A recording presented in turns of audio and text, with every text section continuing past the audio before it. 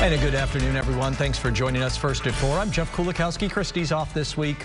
This pandemic continues to take a mighty toll on our community. 8 more people in Onondaga County died over the last 24 hours because of COVID-19. There are also 246 new cases. But we've also learned that thanks to some asymptomatic testing, some help's on the way for a cluster found at a local nursing facility. News Channel 9's Andrew Donovan was at that briefing this afternoon. Andrew, bring us the latest on what the county executive was talking about here.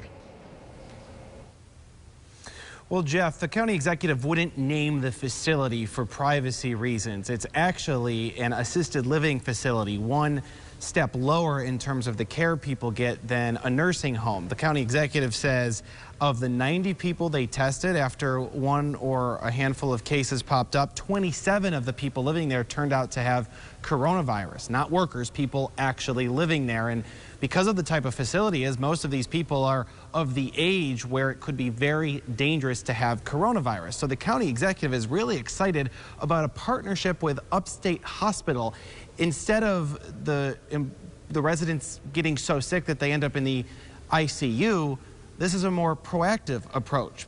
The hospital is actually visiting them at their facility and giving them antibodies in blood taken from people who've already fought coronavirus. Here's the county executive explaining it in depth. One way to avoid going to the hospital is to have this done quickly. Usually you have to go there and do an IV treatment.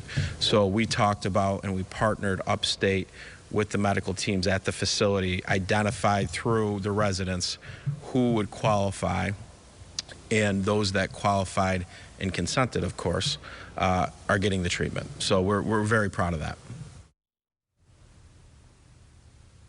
The county executive had a lot to say on a variety of topics. I also asked him about the mask policy at Wegmans, the report we did last night discussing how the store policy isn't strict enforcement of requiring masks. Well, the county executive has something to say to Wegmans. We'll have that coming up at 5. Live in Syracuse, Andrew Donovan, News Channel 9.